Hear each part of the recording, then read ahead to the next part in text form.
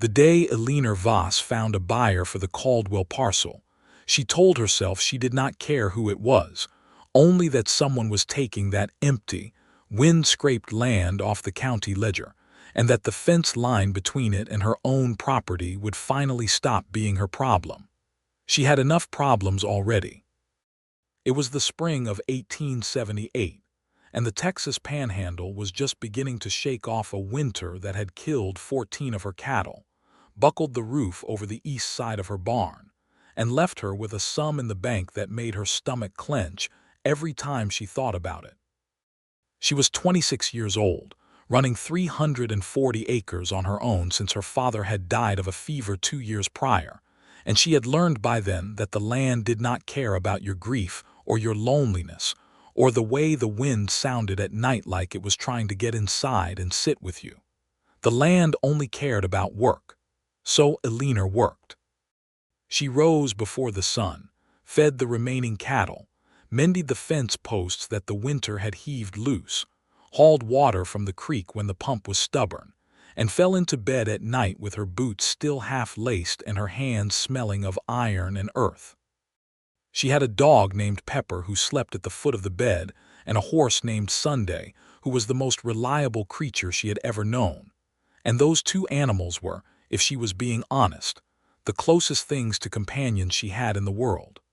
Her nearest neighbor in town, Ida Beaumont, came out once a month with a basket of baked goods and a head full of gossip, and Eleanor looked forward to those visits more than she would ever admit out loud. The town of Harlow, Texas, was 7 miles east along a rutted dirt road, and it had a general store, a livery, a church that leaned slightly to the left, a saloon that did brisk business on Saturday nights, and a sheriff named Aldous Cray who was more interested in his own comfort than in keeping the peace, though he managed not to let things get too far out of hand. That was the world Eleanor Voss occupied in the spring of 1878, and it was small, and it was hard, and it was entirely hers. The news about the Caldwell parcel came to her through Ida, naturally. Ida arrived on a Thursday afternoon in late April with a loaf of bread still warm from the oven and both cheeks pink from the ride. She tied her horse to the post near the porch and came up the steps with that particular energy she had when she was carrying something she could not wait to release. "Someone bought the Caldwell place," she said, before she had even set the basket down. Eleanor looked up from the harness she was mending. "Good," she said simply. "A man from up north, from Kansas, they say, came through Harlow 2 weeks ago, spoke to Judge Hennessy directly, paid in full cash and did not haggle even once." Eleanor raised an eyebrow. Cash. Every dollar. Ida sat herself down in the other porch chair and folded her hands on her knees. "His name is Cole Whittaker. He is 30 years old, apparently, and he has no wife, and Sheriff Cray says he has an honest face, which from Aldous Cray is practically a declaration of sainthood." "Is he planning to run cattle?" Eleanor asked. "No one seems to know exactly. He bought the land, registered the deed, arranged for a crew to come fix up the old Caldwell house, and then rode out to look at the property. No one has had a proper conversation with him long enough to find out much." Eleanor went back to the harness. "As long as he keeps his fence line where it belongs, I do not much care what he does." She meant that, or she told herself she meant it. The crew arrived the following week, 6 men with tools and lumber, and Eleanor could hear them some mornings when the wind was right, the sound of hammers carrying across the flat land between her property and the Caldwell parcel. She did not go to look. She had her own work to do. It was a full 3 weeks after the crew had begun their work that she first laid eyes on Cole Whittaker, and it happened because her fence had failed her. She was out checking the eastern line when she found a gap where 2 posts had rotted through at the base, the wire gone slack and drooping into the grass. 3 of her heifers had found it before she did, and they were standing on the other side of the line, grazing on what was now, technically, someone else's property. She muttered something uncharitable, climbed through the gap herself, and went to herd them back. She was concentrating on the cattle and not on anything else, so she did not hear the horse coming until it was quite close, and when she looked up there was a man sitting astride a dark bay gelding about 20 yards away, watching her with an expression she could not immediately read. He was tall, even on horseback you could tell, with dark hair that curled just slightly at the collar, and a jaw that was straight and angular beneath several days' worth of shadow. He wore a plain canvas coat, worn at the elbows but well cut, and a hat that had clearly seen significant use. His eyes, even at that distance, were an unusual shade, somewhere between gray and green, and they were watching her with an attention that was not quite calculating and not quite warm, but somewhere in between that she did not have a word for. She straightened up. "These are my cattle," she said before he could say anything. "My fence failed. I am taking them back." He looked at the heifers. He looked at her. "I can see that," he said. His voice was lower than she had expected, unhurried. "I did not intend for them to cross." "I did not think you did." He stepped down from the horse in one easy motion and dropped the reins in the grass where the gelding stood without being tied, which was a small thing, but it told her something about how he handled animals. He pulled off one glove and tucked it in his belt. "Cole Whittaker," he said. "Eleanor Voss." She did not offer her hand. She still had a heifer by the horn and was not inclined to let go. He nodded, as if she had confirmed something he already knew. "Your property is the one to the west." "That is right." "The fence between us needs some work."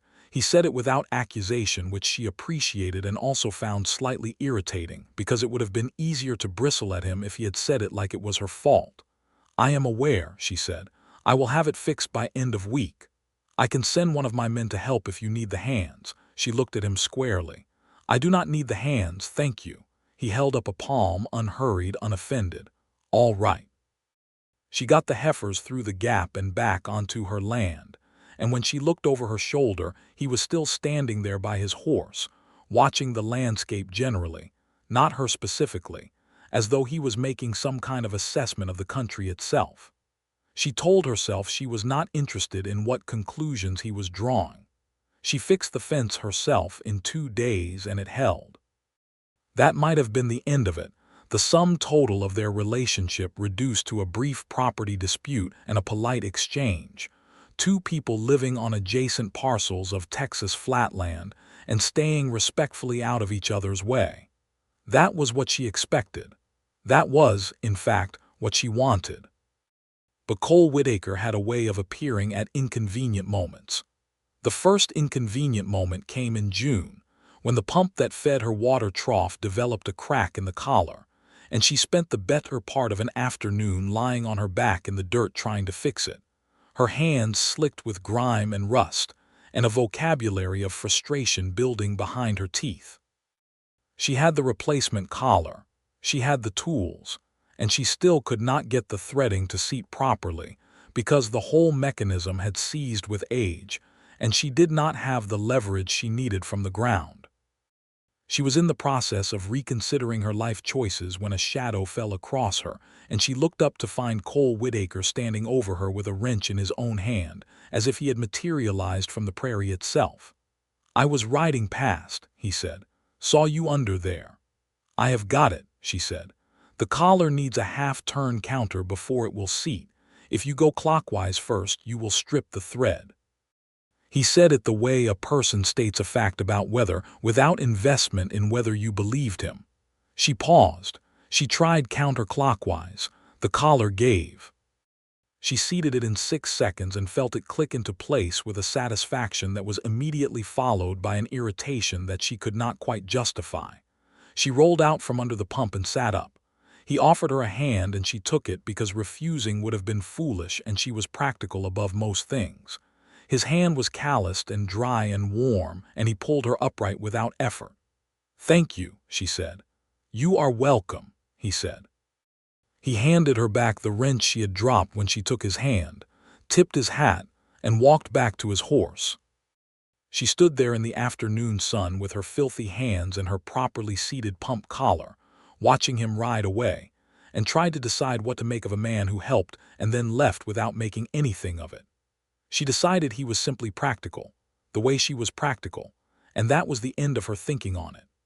The summer deepened, and the land became the color of dry straw, and the sky turned that particular shade of cloudless blue that looks beautiful and feels merciless. Eleanor spent those months pushing through the work, trying to rebuild what the winter had taken, keeping her accounts in the small ledger her father had used before her, and watching the numbers with the vigilance of someone who knows exactly how thin the margin is. She began to notice, in a peripheral and largely unacknowledged way, that Cole Whittaker was a different kind of neighbor than the Caldwells had ever been. The Caldwells had been an older couple who rarely came out to their property and had let it go to seed in the last decade of their ownership. Cole was present. She saw him out on the land in the early morning sometimes, a small figure in the distance moving between the pasture and the outbuildings, and she registered it with the same neutral awareness with which she registered the behavior of a weather pattern or the condition of a fence line. He came to introduce himself to Ida Beaumont in July, which Ida reported to Eleanor with great enthusiasm. "He is quite striking," Ida said, with a tone that implied this was information Eleanor would find relevant. "Is he running cattle or not?" Eleanor asked. "Some. He has a small herd. But he also, apparently, does some work for Judge Hennessy on occasion, legal matters of some kind, because it turns out he studied law before he came west. He did not finish his studies, I believe, but he knows the law." Eleanor absorbed this. A man who knew the law and chose to come to the Panhandle and run a modest cattle operation was interesting, not in a romantic sense, she told herself, but in the same way any slightly unusual thing was interesting. A peculiar rock. An unexpected wildflower, a neighbor who studied law. "He asked after you," Ida said. "He asked after the property line," Eleanor said. "That is different." Ida gave her a look that Eleanor chose to ignore. The first real conversation she and Cole had, one that lasted long enough to be called a conversation, and not simply an exchange, happened in late August at the Harlow General Store. Eleanor came in on a Saturday morning for flour and salt and a new tin of lamp oil, and Cole was at the counter talking with Pete Garfield, who ran the store, about the price of barbed wire. Eleanor waited her turn and occupied herself with looking at the bolt fabric on the side shelf, not because she needed any, but because it gave her somewhere to put her eyes.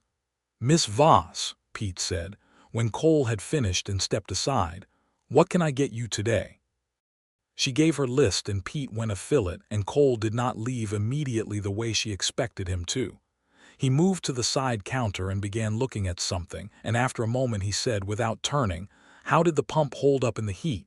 "Fine," she said. "Good." A pause. Pete's boots clomped across the back room. "Are you putting in a second pasture?" she asked.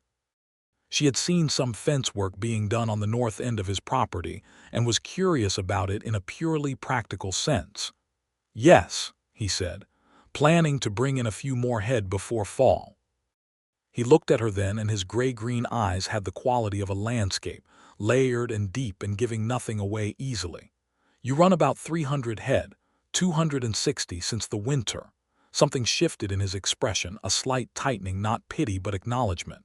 "That was a bad one," he said. "It was. You are managing well." She held his gaze.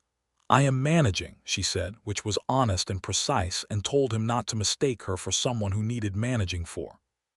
He heard what she said and he heard what she meant, and she could tell by the very slight movement at the corner of his mouth that he found that funny in a way he did not express, and she found, to her own irritation, that she was not offended by it.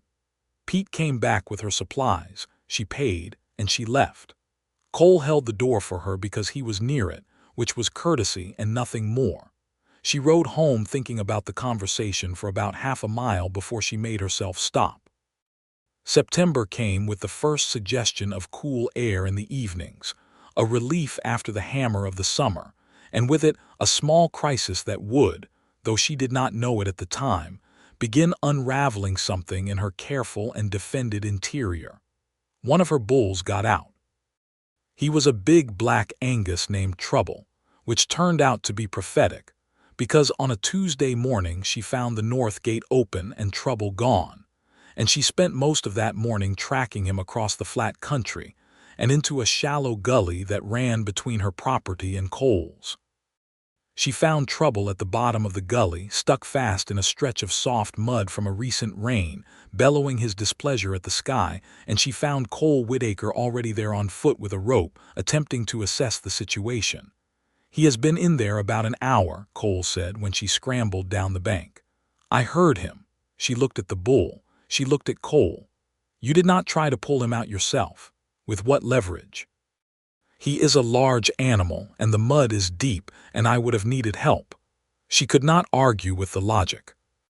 They worked it out together, working the rope around Trouble's neck and chest in a makeshift harness, then bringing their horses in tandem to the rim of the gully and pulling slow and steady, while Eleanor worked at Trouble's hindquarters with a flat board she found in the brush, pushing and leveraging. It took 40 minutes and a considerable amount of mud, and a quantity of profanity from Eleanor that she did not entirely suppress, and when Trouble finally lurched free of the mud and up the bank, she stood at the rim of the gully breathing hard and coated from the knee down in black mud, and felt the particular exhaustion of a problem resolved. Cole was in similar condition. He was standing on the other side of Trouble with his rope in his hands and a streak of mud across his jaw, and he was looking at the bull with an expression of genuine exasperation that, for some reason, made her laugh. It came out of her without warning, an actual laugh, clean and surprised, and Cole looked at her, and for a moment he was absolutely still, as though the sound had struck him somewhere that made him forget to move. Then he smiled. It was the first time she had seen him smile properly, and it changed his face entirely, softened the angular seriousness of it into something that was almost boyish, warm in a way that he had not shown her before. It lasted only a moment, and then it settled back into its usual composed state, but she had seen it, and she could not unsee it. "Your bull has an appropriate name," he said. "He came with it," she said, wiping mud from her hands onto a spot that was already muddy. "I kept it because it was accurate." They secured Trouble back to her pasture, and she offered Cole coffee because it would have been rude not to, and he accepted because it would have been equally rude to refuse. They sat on her porch with the cups and the smell of coming autumn in the air, and she told him about inheriting the ranch from her father, and he told her about coming out from Kansas after years of studying law that he found he did not love. And they talked for an hour and a quarter without either of them seeming to notice the time going. When he left, she stood on the porch and watched his horse carry him back toward his property until he was a small dark shape against the golden grass, and she thought that it was a reasonable thing to have a capable neighbor you could speak plainly with. She thought that, and not one thing more. Not yet. October arrived, and with it the cattle drive season, which affected her operations in a secondary way, because it brought traffic through the county road that ran along the south edge of both their properties. Drovers and their herds moving toward Dodge City or south to the railhead at San Antonio, and occasionally a herd big enough to kick up a dust cloud visible from her kitchen window. Cole had a habit, she began to notice, of appearing in small ways that were useful without being obtrusive. When a drover's horse kicked through her fence in the night and left a mess of wire and broken posts, she found in the morning that someone had cleared the worst of the damage from the road already. She could not prove it was Cole, but there was no one else who would have had reason to be there before dawn.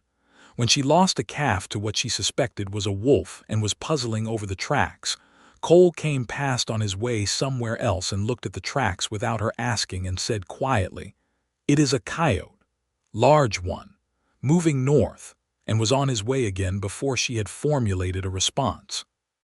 She noticed, and she filed it away in the part of herself that kept inventory of things, alongside the observation that he read the land the same way she did, and that he never made a production of helping. He helped the way a person breathes, without announcement. They began talking more frequently. Not intentionally, not with any plan, but their daily movements brought them to the fence line at similar times with enough regularity that it started to feel like a mild coincidence, and then like a pattern, and then like something she waited for without quite admitting to herself that she was waiting.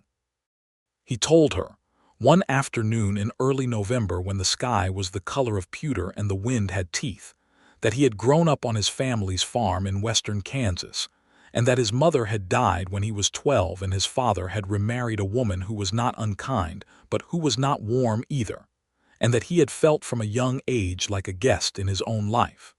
He said it simply, without seeking sympathy, the way you state a fact about the geography of a place. She told him about her father, who had come to the Panhandle in the early 1860s with nothing but a mule and a claim, and had built the ranch over 20 years, who had taught her to read a sky and doctor cattle and keep accounts, and never ask a man to do something you could do yourself. She told him her mother had died in childbirth when Eleanor was 4, that she had a brother who had gone east to Baltimore and who wrote letters that arrived 3 months late and felt like dispatches from a foreign country. Cole listened the way few people she had met listened, entirely, not waiting for his turn to speak, but actually receiving what she said. It was disconcerting at first, and then it became one of the things she looked forward to, sitting with someone who heard her. By December she knew she was in trouble. She identified it with the same practical clarity she applied to everything else. She was developing a feeling for Cole Whittaker that was not friendly neighborliness, and was not simple appreciation for a useful person, and was not going to resolve itself neatly. She was developing a feeling for him the way a spring comes in, slow and then all at once, welling up through ground you thought was solid. She did not tell Ida. She did not tell anyone. She took the feeling out and examined it in the private of her own mind, and then put it carefully away, because she had a ranch to run and winter coming and no time for complications. Cole brought her a Christmas gift, which nobody had brought her since her father died. It was a good wool rope, coiled and tied with a piece of ribbon that he looked slightly embarrassed about, and he brought it by on Christmas Eve afternoon with no explanation beyond setting it on her porch rail and saying it was a practical thing. She stood in the doorway and looked at the rope and then at him and said it was a good gift.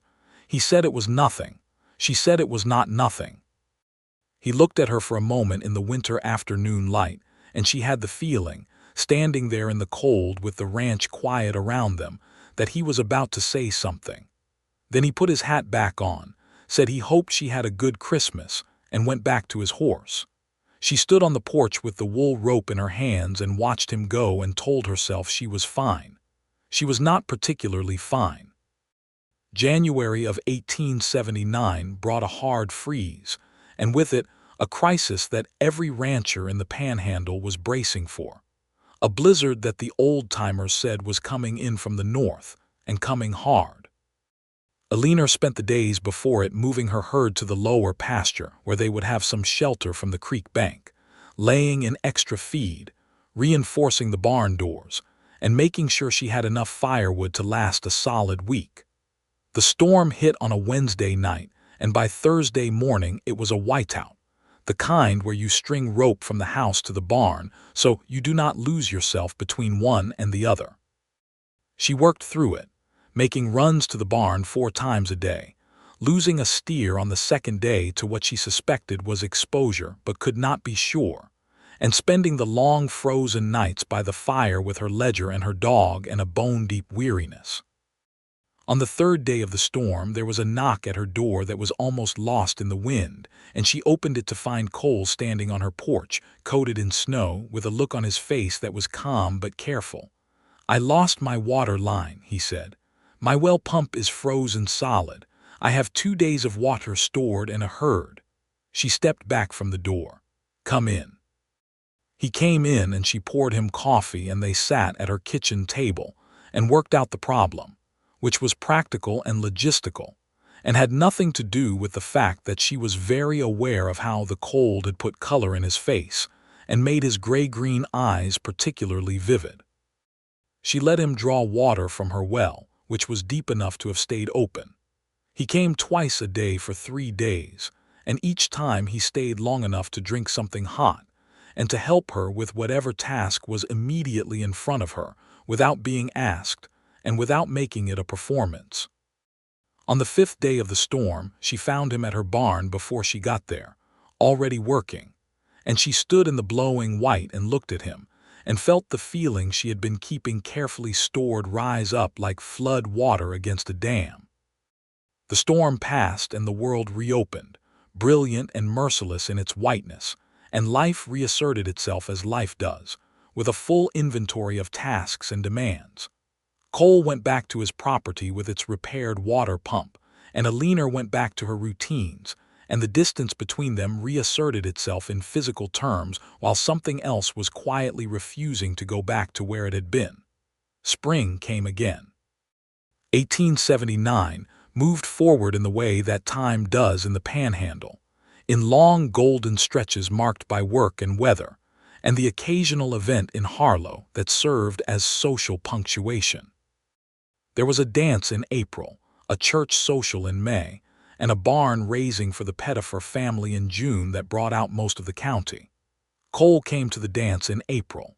Eleanor went to the dance because Ida had been relentless about it for 2 weeks, and because she had a dark blue dress that her father had bought her 3 years ago that still fit, and that she occasionally felt was not getting enough use. She was not going because of Cole. She told herself this several times on the ride into Harlow, and believed it approximately half of the time. The dance was held in the town hall, which was also used as a school and occasionally as a courtroom, and it had been swept clean and strung with lanterns and smelled of pine resin and someone's good perfume. The Harlow fiddle and guitar duo played reels and waltzes with an enthusiasm that more than compensated for their occasional imprecision, and people moved and spun and clapped and laughed with the particular joy of people who work hard and know how to take a night off from it. Cole was already there when Eleanor arrived. He was standing near the wall with a drink in his hand, talking to Judge Hennessy, and he turned when she came in with Ida, and his eyes found her with an immediacy that made something in her chest do a slow and complicated turn. He came over after a reasonable interval, which she appreciated, because it was not desperate, but it was not indifferent either. "Miss Voss," he said, "you look well." "Mr. Whittaker," she said, "you are not dancing." "I was waiting," he said. He said it simply and without decoration, but the word waiting landed between them with a weight that neither of them addressed directly.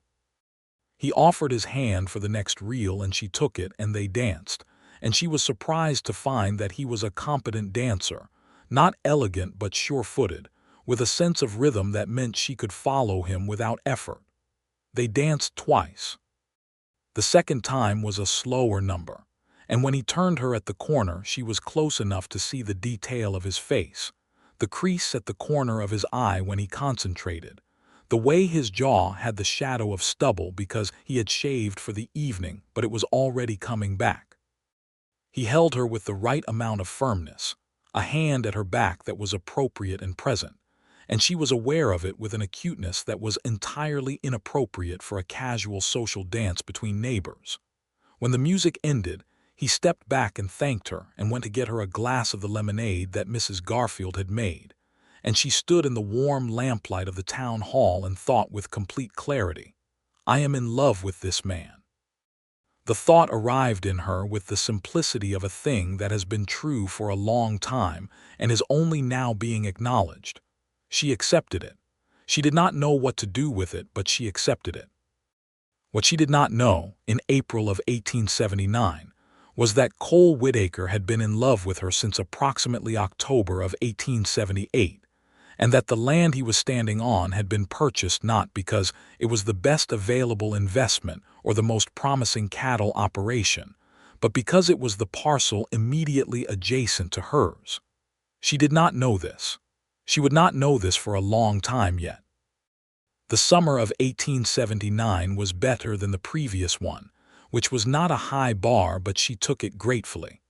Her herd was recovering, and she brought in a good hay harvest, and she repaired the roof over the east barn, the one that had buckled in the winter before. She hired 2 seasonal hands, brothers named Earl and Amos Tilden from the next county, who were reliable and uncomplicated, and who asked no questions about anything that was not their business. Cole finished his second pasture and brought in a new herd of 25 head, which was a reasonable expansion. She watched it from her side of the fence line with the same neutral appreciation she gave to any well-executed ranching decision. She told herself this. They fell into a rhythm that was not exactly friendship and not yet anything else, a middle country of its own kind. They met at the fence line 3 or 4 times a week. They exchanged information about water conditions, the behavior of local wildlife, the movements of cattle through the county road, the state of the roads into Harlow. They traded opinions about Judge Hennessy's decisions and the uselessness of Sheriff Cray, and the best method for treating a horse with a strained fetlock.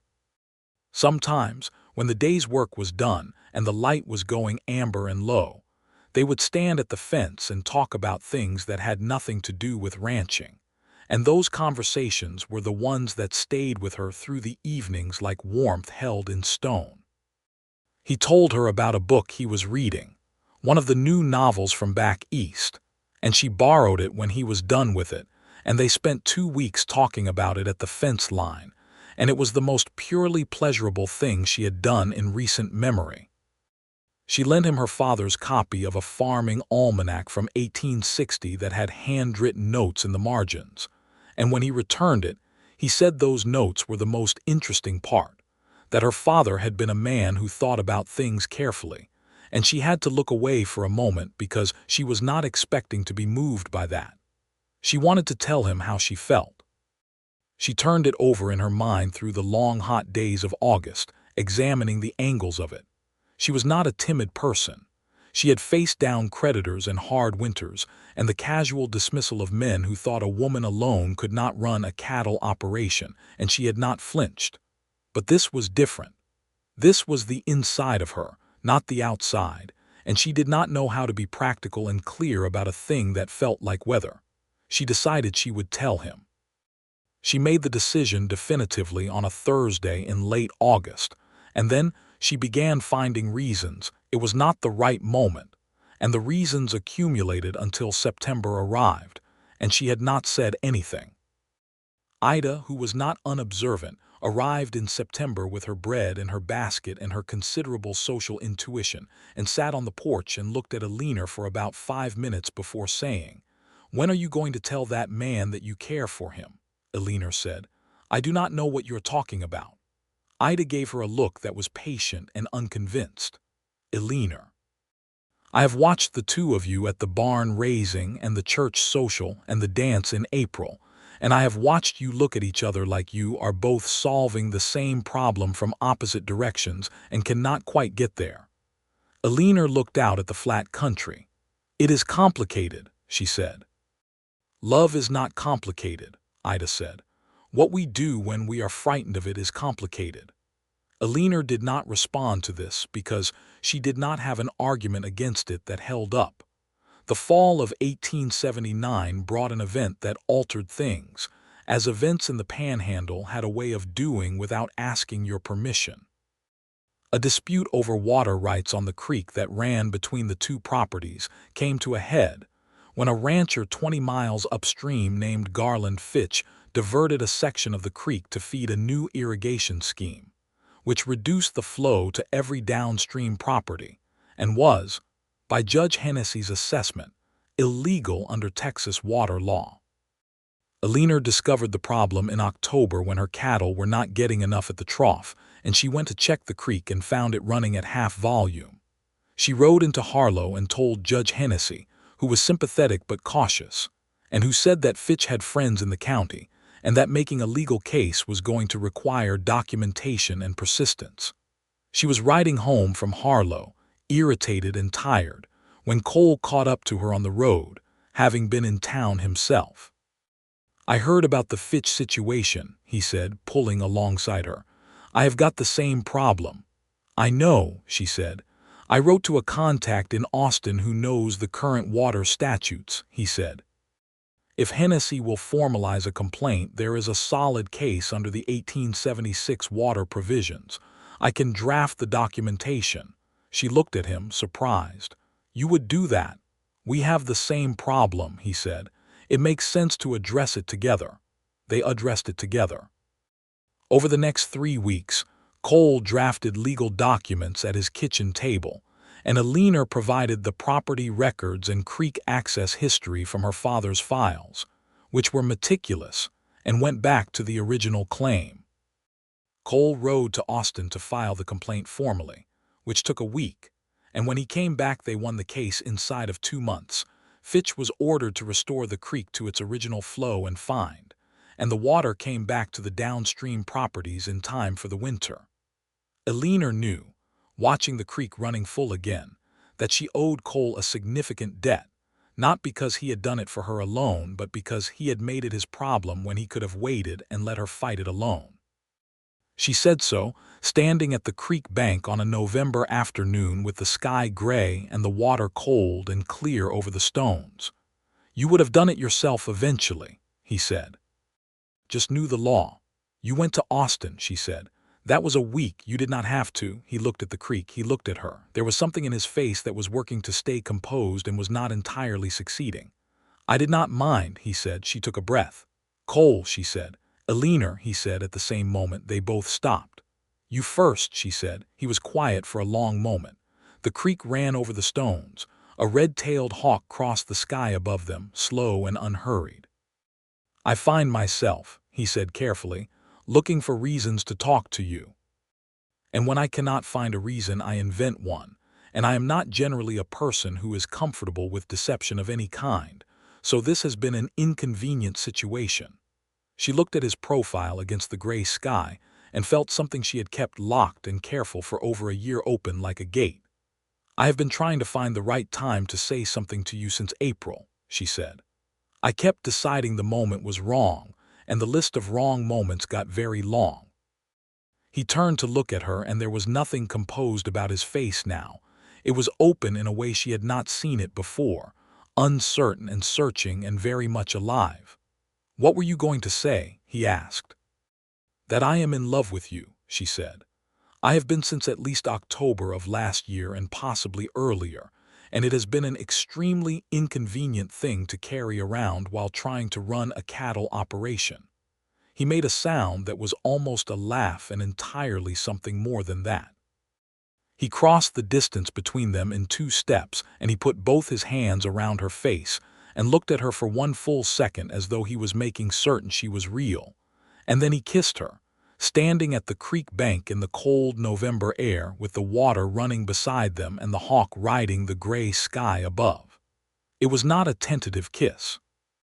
It was the kind of kiss that acknowledges a long waiting, that contains within it all the conversations at the fence line and the coffee in the cold morning, and the book she borrowed and the rope wrapped in ribbon, all of it compressed and released at once, and she put her hands against his coat and kissed him back with the same entirety, and neither of them was inclined to stop quickly. When they did, eventually, they were both slightly out of breath and standing somewhat closer together than could be attributed to the cold, and he had his forehead against hers, which was something she had not expected and which undid her completely. "I have," he said quietly, "been in love with you since the day I found you at the creek gully covered in mud, arguing with a bull." She laughed. A real full laugh, and he pulled back to look at her face while she laughed, with an expression that was entirely, helplessly besotted, and she saw it and laughed harder. "Since the gully," she said. "I had been admiring you from a respectful distance for about a month before that," he said. The gully confirmed it. They walked back toward her property in the late afternoon, close enough that their shoulders touched occasionally, which felt both new and entirely right. She invited him to supper, which was a roast and some bread, and they ate at her kitchen table with the lamp lit and the wind beginning to pick up outside and Pepper sprawled at their feet, and it felt, in the warmth of the kitchen and the ease of the conversation, like something that had been interrupted long ago and was only just now resuming. She would remember that evening for the rest of her life. The creak of the house in the wind, the way his hands looked in the lamplight, resting on the table, the way he talked about the country, the land, as though it was a language he was still learning to read, and was moved by every time he understood a new word. The way he looked at her across the table with that open, composure-abandoned face, and she thought, there you are. There is who you actually are underneath all that. He helped her clear the table and stood in the kitchen and said he should get back because of his own livestock, and she walked him to the door and he put on his coat and hat and paused on the porch. "May I call on you?" he asked, formally, with the care of someone who knows the importance of asking. "You have been calling on me for a year and a half," she said.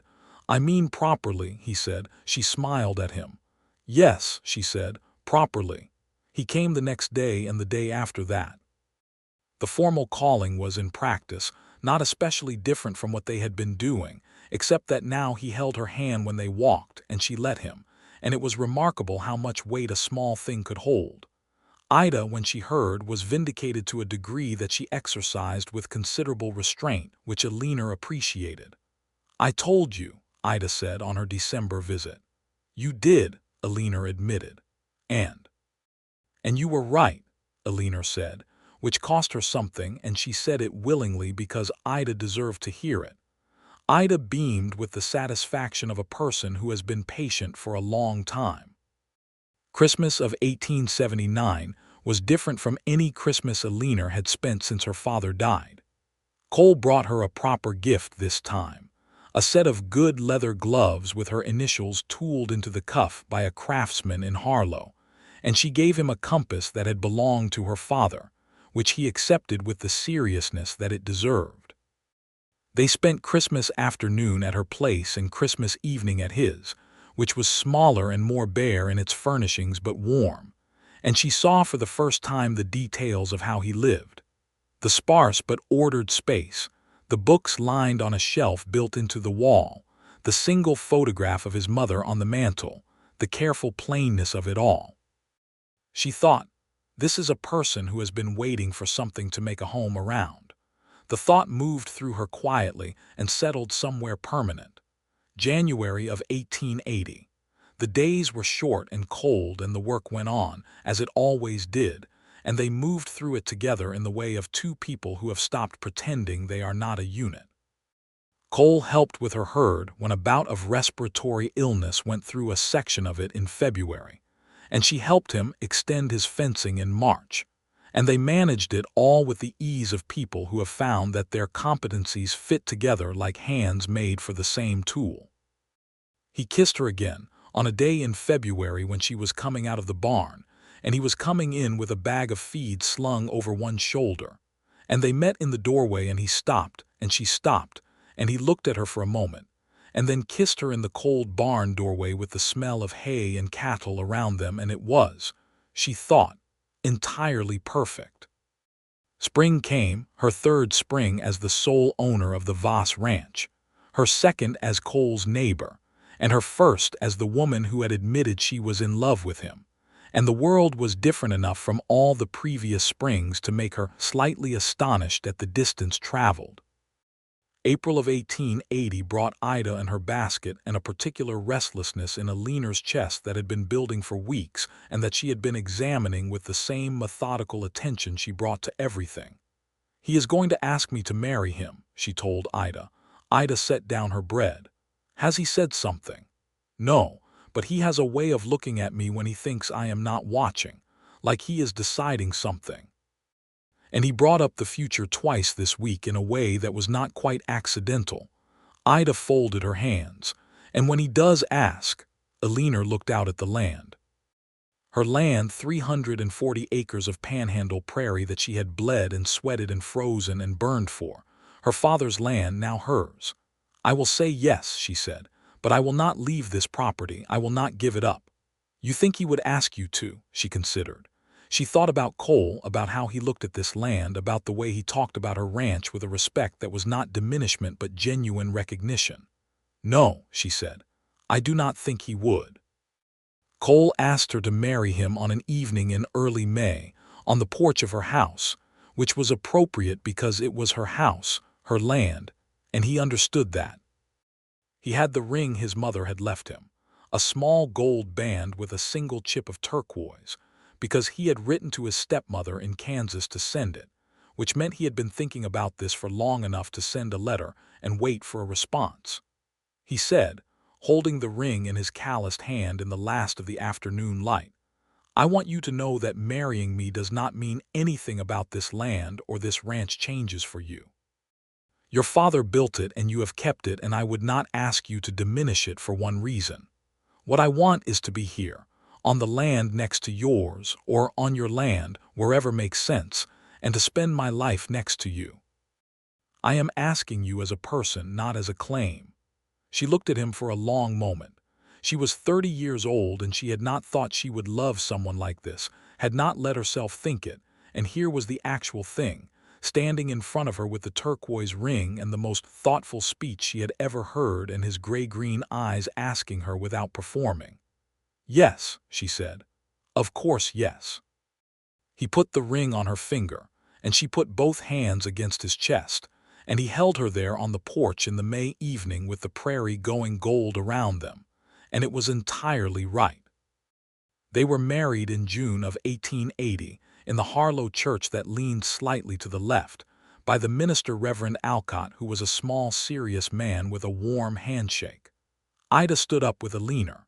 Judge Hennessy stood with Cole, which was fitting because it was Hennessy who had sold him the Caldwell parcel in the first place. The ceremony was brief and quiet and held about 30 people from the county, which was everyone they knew. Eleanor wore her dark blue dress because she had no other formal one and because she loved it, and she pinned her mother's small brooch at the collar and kept her hair simple because simplicity suited her. Cole wore a dark coat she had not seen before, bought in Harlow for the occasion, and he looked so serious and intent when she came down the aisle toward him that her throat tightened.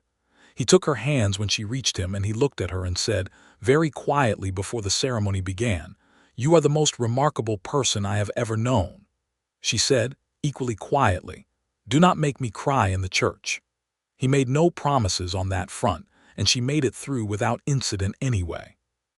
They went back to her ranch after, which became their ranch, and Cole moved the sum of his belongings from the Caldwell house across the fence line, which took an afternoon and involved several trips with the wagon. The Caldwell house they kept for the seasonal hands.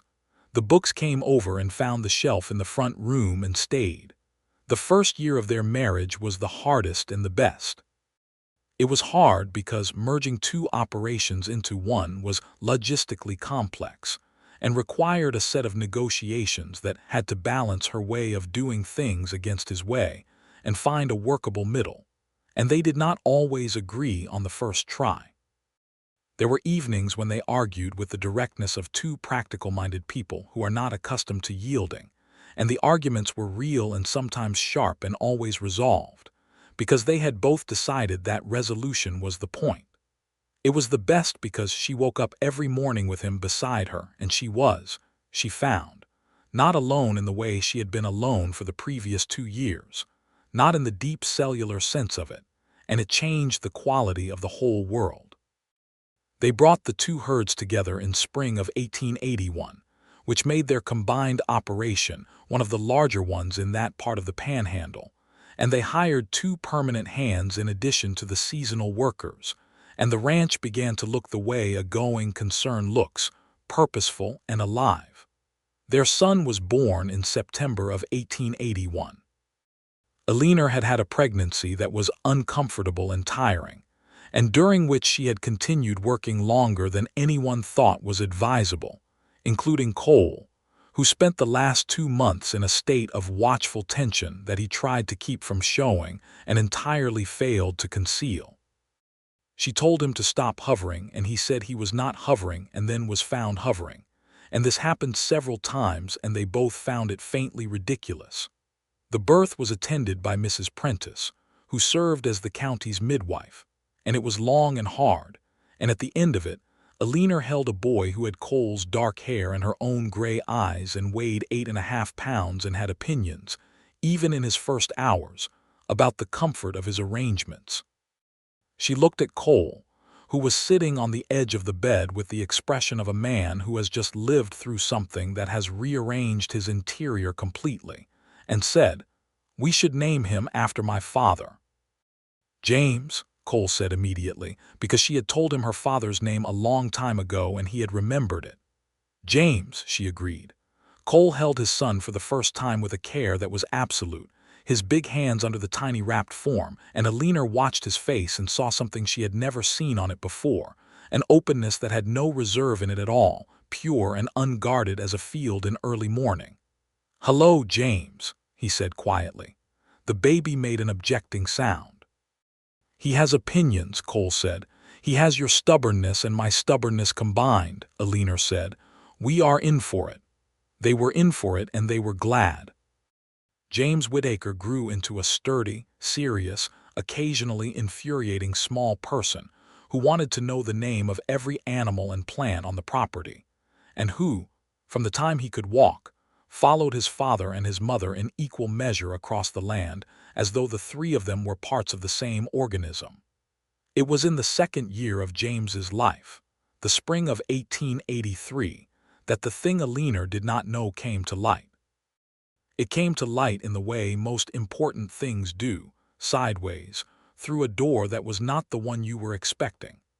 Ida had taken to visiting monthly, as she always had, and sometimes Cole was home for these visits, and sometimes he was not. On a day in April of 1883, he happened to be in the front room going through some papers when Ida arrived, and they all sat together over coffee, which was pleasant.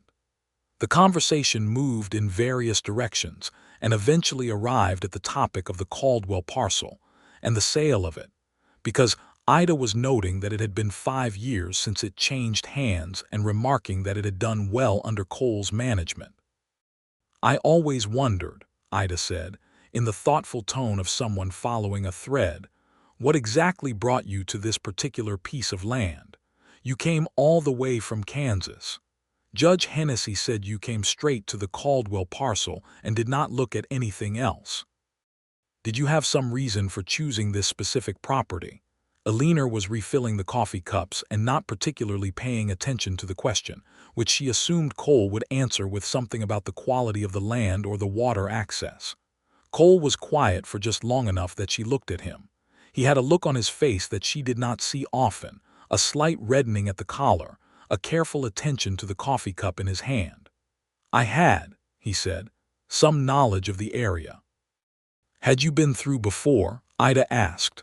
"Not exactly," he said. He looked at Eleanor, who had set down the coffee pot and was now watching him. He cleared his throat. The color climbed higher. "I had met a man in Dodge City in the winter of 1877, a rancher from this county. We talked for several hours over a card game that neither of us was particularly serious about. He told me about the land out here, the quality of it, the water. He described this area of the county in some detail." He paused. "His name was James Voss." Eleanor set down her cup. "Your father spoke about his ranch," Cole said. He was looking at her now with an expression that was honest and somewhat braced. He spoke about it with a love that was very clear. He described the land, the creek, the western fence line where the post oaks grow. He spoke about his daughter who was running it with him and who had, in his view, better instincts for the land than any person he had ever known. Cole looked at his hands. "I thought about that conversation for months, about the picture he painted of this place. And in the spring of 1878, when I decided I could not stay in Kansas doing law work I did not believe in, I came to look at the Panhandle. And the Caldwell parcel was available, and it was next to the Voss land." The room was very quiet. Ida had the particular stillness of a person who has asked an innocent question and received something far larger than she expected. Eleanor said carefully, "You bought the land next to mine because of a conversation with my father." "Yes," he said, "before you had ever met me." "Yes," she processed this. She turned it over carefully. She thought about the fence line she had been irritated about, the pump collar, the gully and the bull and the coffee on the porch and every conversation at the fence line through every season. She thought about the fact that he had placed himself on the adjacent land without knowing her, moved by a conversation with a man who had loved his land and his daughter, and described them both with enough truth that it reached across the winter of 1877 into a card game in Dodge City and redirected the course of a life. "Did you plan," she said slowly, "to pursue me when you came?" "No," he said. He said it without hesitation and with a firmness that was convincing. "I came because I wanted to be somewhere that had been described to me in a way that made it sound like the kind of place I was looking for. I did not know what I was looking for exactly. I did not come with a plan about you. I came and then I met you, and what I felt was not planned and was entirely out of my control from the start." Ida let out a long breath. Eleanor stood up. She walked to the window and looked out at the ranch in the April light, the grass coming green, the herd moving in the lower pasture, the post oaks along the fence line that her father had described to a stranger in Dodge City in the winter of 1877. She put her hand on the window frame. She thought about her father, who had talked with pride and love about this place and this daughter, and whose words had traveled across years and distance and landed here, in this kitchen, in this life. She turned around. "Why did you not tell me?" she asked. She was not angry. She was working out what she felt, and it was not anger. "For a long time," he said, "because it seemed like the kind of thing that might alarm you. A stranger who came to this county because of a conversation about you." He met her eyes steadily. "And then later because I did not want anything to cloud what we had, what we were building. I did not want you to wonder if I had come for the wrong reasons." "Had you?" she asked. "No," he said. He stood up and came to her at the window, and he took her hand. "I came for the land. I stayed for you. Every choice I have made since I met you has been because of you and nothing else." She looked at him. She thought about 2 years of him beside her land, appearing at useful moments, listening at fence lines, fixing problems and bringing coffee and dancing with her in April lamplight. She thought about the rope wrapped in ribbon. She thought about James, asleep in the next room. She thought about her father's voice carrying across a card game in Dodge City, describing his daughter who had better instincts for the land than anyone he knew. Something inside her completed itself, like a circle closed. "My father would have liked you," she said. Cole's hand tightened on hers. "I know," he said. "I think about that." Ida, from the table with complete composure, refilled her own coffee cup. The story of it became, in time, a kind of legend in the Voss Whittaker household, told at the table and on the porch, and eventually, when James was old enough to sit still and listen, told to him as part of the story of how his parents came to be. James found it deeply satisfying, the way children find satisfying any story in which things that seemed accidental turn out to have been arranged by love and chance, and the plain-spoken honesty of a good man talking about his ranch. "Your grandfather," Eleanor told him once, on the porch in the summer evening, described this land so well that a stranger in Dodge City fell a little bit in love with the idea of it. And that stranger came here and then fell in love with your mother, which was much more important." James, who was 6, considered this. "Did Grandpa know?" he asked. "No," she said. "He died before your father came, but I think he would have called it a good outcome." Cole, sitting on the other side of the porch, looked at Eleanor over their son's head, and there was in his face everything she knew of him by now. The gravity and the warmth and the composed exterior through which she had learned to read everything that moved underneath. And she looked back at him with the ease of someone who has found her exact longitude and latitude in the world and knows it. The years continued, as years do, and the ranch grew, and the work went on, and the seasons turned over the panhandle with their usual combination of beauty and hardship. They added 40 head to the herd in 1884 and lost 20 in a bad drought the following summer, and recovered well enough in 1886 to add the East Pasture extension that Eleanor had been planning for 3 years. Ida Beaumont married a kind widower from Harlow named Thomas Gresham in the fall of 1884, which pleased Eleanor enormously, and the monthly visits continued, now with Thomas sometimes accompanying Ida, and the kitchen table expanded metaphorically to include more people, which was a good thing. Their daughter arrived in 1885, born in March with Eleanor's tenacity and Cole's particular focused stillness, both at once, which made for a child of concentrated intensity. They named her Ruth, after Cole's mother, and Eleanor felt it was the right name the moment she said it aloud.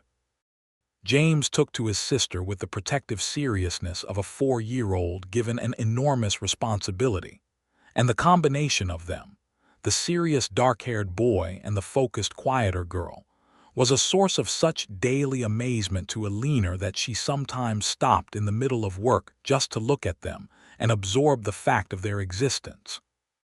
Cole watched his children with the same quality of attention he brought to everything, present and entire, and Eleanor watched him watch them and thought that her father had talked about this land as the best thing in his life, and that she understood him now completely, because everything she loved was rooted in it. Sheriff Cray retired in 1886 and was replaced by a man named Josiah Trent, who actually performed his job, and the county became somewhat more orderly, which was a net improvement for everyone, including the ranching operations whose property Cray had been insufficiently motivated to protect. The barbed wire arrived in force through the panhandle in those years, changing the shape of the open range and causing conflict between the cattle barons who wanted the land open and the small operations that wanted to protect their water and their grass. Cole's knowledge of the law was useful in this period in ways that went beyond their own property, as neighboring ranchers came to him with questions about fence cutting and water rights and claim boundaries, and he answered them with the patient precision of a man who respects the law even when the law is imperfect.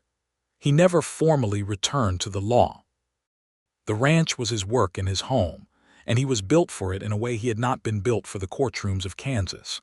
But the law was something he kept nearby the way you keep a good tool, available when the situation required it. By the fall of 1887, James was 6 and Ruth was 2, and the ranch was the most successful it had been since before Eleanor's father died, the herd at healthy numbers, the buildings sound, the land well managed.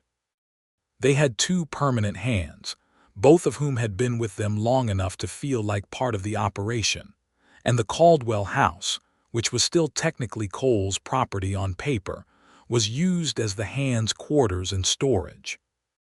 There was a quiet afternoon in October, one of those October afternoons in the Panhandle when the sky is the color of deep water, and the air is perfectly still, and everything seems to hold its breath before the change of season, when Eleanor walked out to the east fence line, the one that ran between the Voss property and what had been the Caldwell parcel, and stood at the fence the way she used to stand at it when it was the line between her world and an empty lot.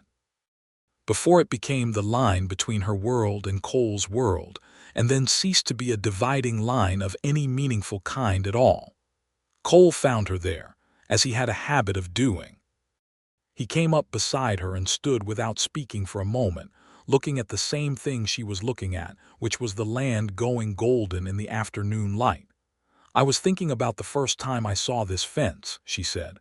"I was thinking about the day I arrived and looked at it from the other side," he said. She looked at him. "What did you think?" "I thought it was a good piece of land," he said.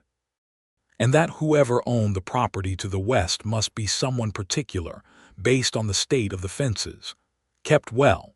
Better than the Caldwell side." He looked at her with the expression she had spent 9 years learning and still found inexhaustible in its depth. "I thought your father had been right about you." She leaned against the fence post and looked at the man she had married and the land they had built together, and the life that had assembled itself out of a card game in Dodge City and a ruined fence and a stuck bull, and a rope wrapped in ribbon, and every fence-line conversation and every lamplit evening and every argument and resolution, all of it gathered here in the October light. "He was right about me," she said. "And I think he would have been right about you too." Cole put his arm around her at the fence line, and she leaned into him, and the land went on in every direction, patient and golden and theirs. James came running from the direction of the barn at that moment, at the full-tilt run of a 6-year-old with something urgent to report, and arrived at the fence breathless and slightly muddy, which was his customary state. "Mama," he said. Ruth put her whole hand in the water bucket. "Is she all right?" Eleanor asked. "She is laughing," James reported with the bewildered concern of someone who cannot understand why this is funny. "Then she is fine," Eleanor said. Cole reached down and hoisted his son up onto the fence rail, and James sat there with the enormous satisfaction of a small person elevated, looking out at the land with his father and mother beside him, and Ruth came toddling from the direction of the well with a wet sleeve and a highly pleased expression. And Eleanor looked at all of it, the children and the man and the fence line and the golden country, and felt, in the particular fullness of that moment, that her father's voice had traveled a very long way across a very cold winter to bring her exactly here. She was grateful to him for it. She was grateful for every unlikely piece of it. The October afternoon held them there a little longer, the family at the fence in the light, before the day called them back to its final chores, and the supper that needed making and the ordinary business of a life being lived well and completely. And Eleanor went back to all of it with her husband at her side and her children running ahead of her across the land, carrying it forward into the years to come, which would be hard sometimes and beautiful often and always, always hers.